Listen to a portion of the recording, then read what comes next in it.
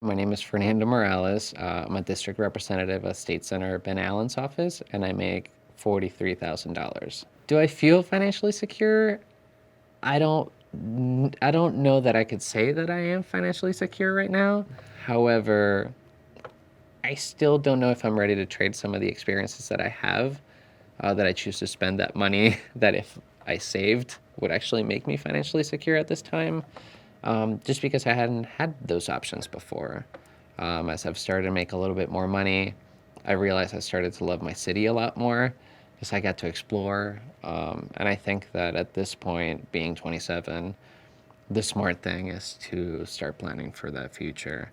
But I also want to get some perspective, because what am I saving for, and what do I want my retirement to look like, and where do I want to go, and what do I want my life after, my career at some point to look like. I think I want to start finding that out too. So I hope to start saving soon, and I'm not financially secure now, but I'm doing some exploratory work, and I think it's important as well. My finances have changed, in a positive way, but that margin that I had for myself, kind of spendable cash in a certain way, has just been taken up by other things. When I first arrived in Los Angeles, I didn't have a car. As I mentioned, I moved with just $400, but I also had no reoccurring expenses. So now that, I have a job that requires, that I have a car, it's really hard to do my job with just public transportation, even though I'm a big fan of it. I have to pay for my car, I have to pay for insurance. There are other bills.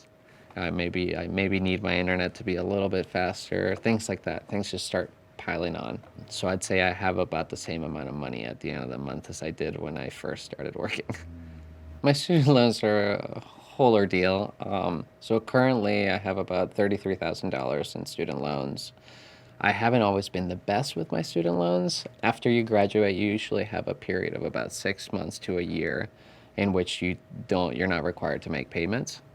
Um, and at first, when I wasn't employed, you can also waive off paying during that time. When I first graduated from college and I started working, I really didn't have a lot of a margin of money left over, to pay my loans at that time. So I chose to forbear, which is kind of pushing forward that responsibility. Interest doesn't stop a lot of the times just because you're pushing it forward, and it will grow, and the more that the amount that you owe grows, the more that interest will affect that. Just like with your savings on the positive side, it can also snowball on the negative side. So I think I'm just right back to where I was when I graduated, debt wise from school. It does help though that before I started paying, all the different loans were $5,000 here, $6,000 here, and I couldn't see it all as one solid figure. It was a lot easier for me to say, if I can't find them all, I'll take care of it later. Like, I'll deal with it tomorrow, or the next year, the next month. So I decided about a year ago to consolidate them all into one amount in one place. I can, pay it all in, fedloans, .org or .gov. So that's definitely been helpful, as well as joining an income-based program, income-based repayment, and public service, loan forgiveness. So once I pay for 10 years in public service, the entirety of my loans will be forgiven. I have about $6,000, that I still owe for my car. I bought it for 13,000, I think, total, with the fees that come on top of just buying a car and the license and all of that. So I'm basically to the point in which I could sell it and pay it completely off if I wanted to. I have about $3,000 total in credit card.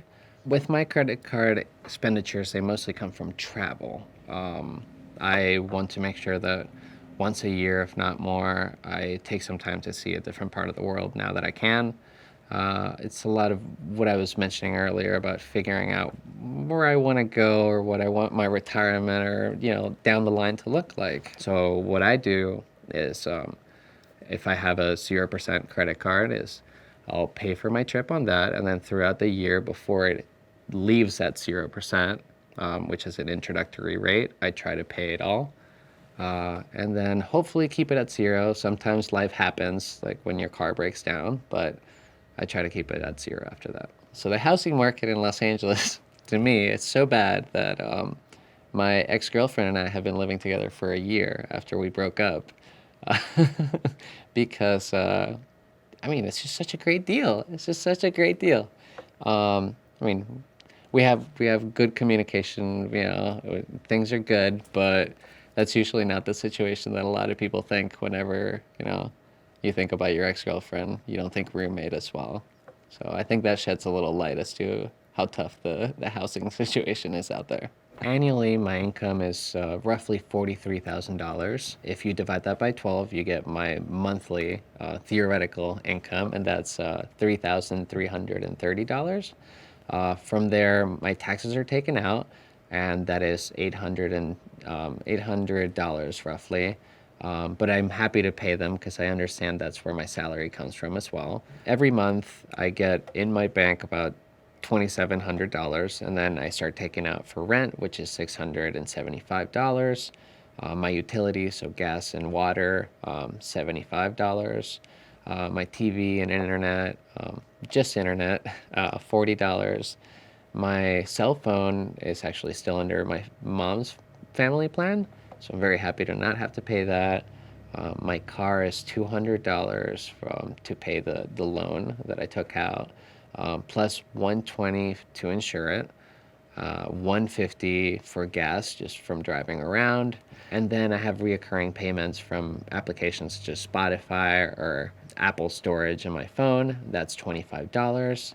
And then I get into some of the funner spending. So it's the discretionary spending, and that's clothes, which I allocate $200, travel, which I allocate $200 for, and then the biggest chunk of money that I end up spending per month is actually on food, restaurants and drinks with friends, and that's about $850, which leaves me at the end of the month with just about zero. I spend everything that I make, which is not exactly the smartest planning for now, but it's something that I've come to enjoy, and I think that I will make a plan to transition some of that money that I'm spending on drinks with friends and eating out, maybe to put into savings in the near future. Since I started working, I realized that you make what you spend to a certain degree unless you set hard boundaries. If you're not great at saving, like I am,